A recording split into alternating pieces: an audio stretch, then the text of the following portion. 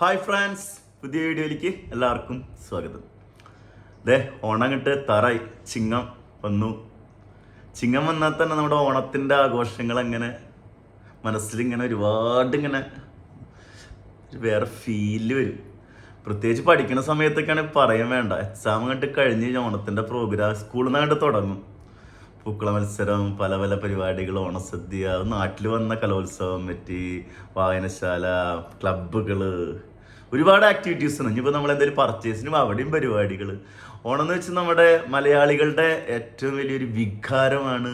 അതുപോലെ തന്നെ നമ്മുടെ ദേശീയ ഉത്സവമാണ്, മലയാളിയുടെ ദേശീയ ഉത്സവമാണ് ഓണം. അതുപോലെ തന്നെ നമുക്ക് ഇമ്പോർട്ടൻസ് ആണ് ഓണത്തിന് ഇറങ്ങുന്ന സിനിമകൾ. ഓണഫിലിം എന്ന് വെച്ച് കഴിഞ്ഞാൽ പ്രത്യേകിച്ച് സൂപ്പർ സ്റ്റാർ ഫിലിമൊക്കെ ഉണ്ടെങ്കിൽ നമ്മൾ കട്ട വെയിറ്റിംഗ് ആവും. എനിക്ക് ഭയങ്കര ഇമ്പോർട്ടൻസ് ഉള്ള സംഭവമാണ് ഓണത്തിന്. ഇത്ര പരിപാടികളുണ്ടെങ്കിലും മാറുന്ന എല്ലാ പടം ഞാൻ കാണും ഓണത്തിന് ഇറങ്ങുന്നത്. നമ്മൾ ഇപ്രാവശ്യം വെയിറ്റ് ചെയ്യുന്ന കുറച്ച് കട്ട മൂവീസ് ഉണ്ട്. അതാണ് നമ്മുടെ വീഡിയോ. ഓണത്തിന് പുലിക്കളി ഉണ്ട് കേട്ടോ. അതിനെക്കുറിച്ചൊരു വേറെ വീഡിയോ നമ്മൾ ചെയ്യുന്നുണ്ട്. പുലിക്കളി കൺഫേം ആയി. അപ്പം അതിനെക്കുറിച്ചൊരു വീഡിയോ നമ്മൾ ചെയ്തിരുന്നു. അത് കണ്ടില്ലെങ്കിൽ ആ വീഡിയോ എന്തായാലും കാണണേ.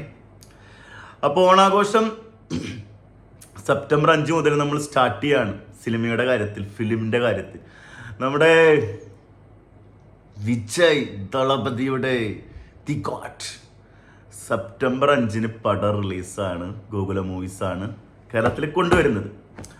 അപ്പോൾ പടത്തിൻ്റെ റിവ്യൂ അല്ല, ട്രെയിലർ കണ്ട ആളുകൾ ഉണ്ടായിരിക്കും. ഗംഭീരമെന്നൊന്നും എനിക്ക് പറയാൻ പറ്റില്ല. കുറേ ആളുകൾ കാണിച്ചിട്ടുണ്ട്. നമ്മുടെ പഴയ കുറേ ആളുകളെ കണ്ട്, ജയറാമേട്ടനവരെ കണ്ട്, പ്രശാന്ത്, സ്നേഹ, ഒരുപാട് ആളുകൾ, അച്ഛൻ മകൻ 2-3 ലുക്ക് പിടിച്ച് വരുന്നുണ്ട്. എനിക്കൊരു ആവറേജ് എക്സ്പീരിയൻസ് ആണ് ട്രെയിലർ കണ്ടപ്പോൾ തോന്നിയത്. അതുകൊണ്ട് തന്നെ എനിക്ക് പടത്തിന് അങ്ങേയറ്റം വലിയ പ്രതീക്ഷയൊന്നും ഞാൻ കൊടുക്കുന്നില്ല. അതുകൊണ്ടാണ് ഞാൻ ട്രെയിലർ റിയാക്ഷൻ ചെയ്യാതിരുന്നത്. ചിലപ്പോൾ പടം നന്നാകാട്ടോ. നമ്മൾ ട്രെയിലർ കണ്ടിട്ടൊന്നും ഒരു പടത്തിനെ വിലയിരുത്താൻ പറ്റില്ല. അപ്പോൾ 5-ാം തീയതി ഗോട്ടങ്ങട്ട് ഇറങ്ങായി. ഓൾ ദി ബെസ്റ്റ് വിജയണ്ണൻ്റെ ഫാൻസ് നമുക്കറിയാം, കട്ട ഫാൻസാണ്. അവർ തന്നെ കണ്ടു കഴിഞ്ഞാൽ കേരളത്തിൽ അത്യാവശ്യം ആൾക്കാർ, പിന്നെ അത്യാവശ്യം ഫാൻ ബേസ് ഉള്ള. അപ്പോൾ ദി ഗോട്ടാണ് സെപ്റ്റംബർ 5 വരുന്നത്. സെപ്റ്റംബർ 7 ലക്കി ഭാസ്കർ, നമ്മുടെ DQവിൻ്റെ ഫിലിം DQ തന്നെയാണ് കേരളത്തിൽ ചെയ്യുന്നത്. അപ്പോൾ പടം തെലുങ്കാണ്. സൗത്ത് ഇന്ത്യ എല്ലാ ലാംഗ്വേജിലും പഠനമുണ്ട്. കന്നഡ, തമിഴ്, മലയാളം.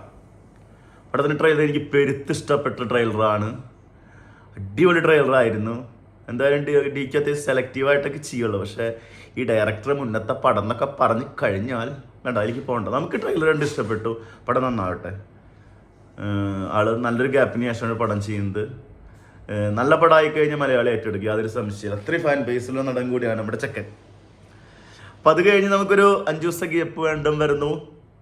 സെപ്റ്റംബർ 12 മാജിക് ഫ്രാംസ്, അജയൻ്റെ 2ാം മോഷണം സെപ്റ്റംബർ 12 റിലീസാണ്.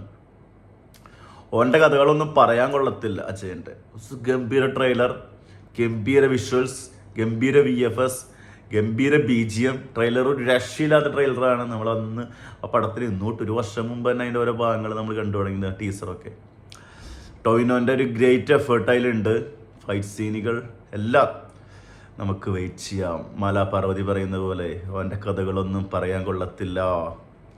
അപ്പോൾ അജയൻ്റെ 2ാം മോഷണം കട്ട വെയിറ്റിംഗ് മൂവി സെപ്റ്റംബർ 12.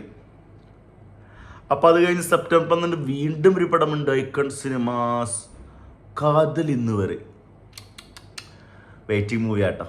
അതിൻ്റെ ട്രെയിലറും ടീസറൊന്നും ഞാൻ കണ്ടിട്ടില്ല. നമുക്കുള്ള പ്രതീക്ഷയുടെ മൂവി തന്നെയാണ് കാതൽ ഇന്ന് വരെ. 13-ാം തീയതി സെപ്റ്റംബർ 13 കോൺടാൽ, ആന്റണി പെപ്പ, പിന്നെ ആരാ, ഷെട്ടിച്ചേട്ടനുണ്ട്. It's a big budget movie. Sonia പോളാണ്. കഴിഞ്ഞ പ്രാവശ്യം സോണിയ പോൾ ഒരു സാധനം കൊണ്ട് വന്നിരുന്നു. തിയേറ്റർ അടിച്ചു പോയ പടമായിരുന്നു കഴിഞ്ഞ പ്രാവശ്യം. RTX. 1 വർഷമായില്ല. അപ്പോൾ കിങ് ഓഫ് കൊത്ത് ഇറങ്ങിയിട്ട് 1 വർഷമായിട്ടുള്ളൂ.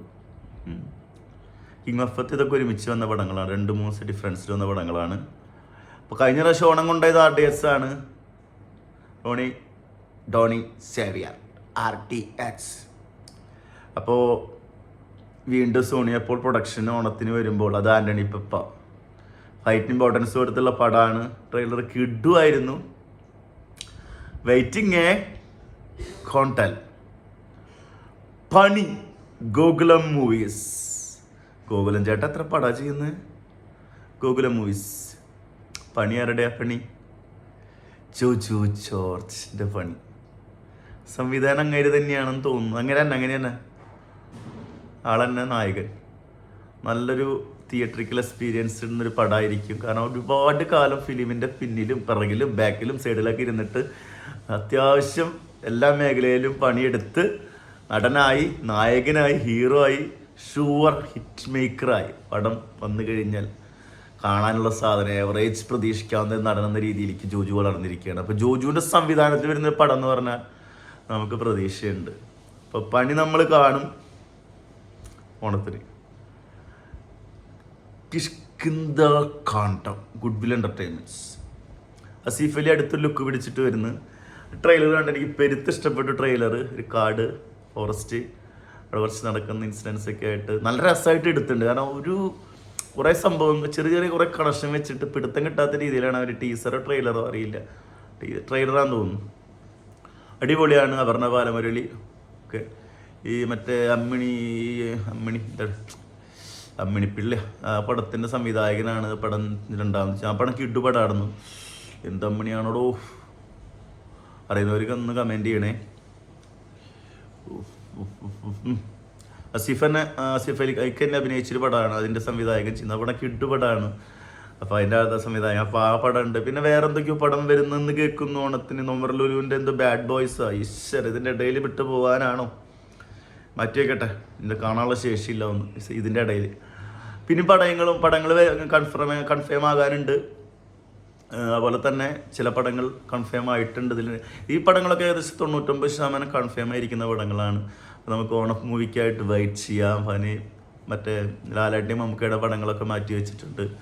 പിന്നെ വയനാട് ഒരു വിഷയം നമുക്കറിയാം. പക്ഷേ അവരെല്ലാം നമുക്ക് വേണ്ടി പ്രാർത്ഥിക്കാനും സഹായിക്കാനേ പറ്റുള്ളൂ.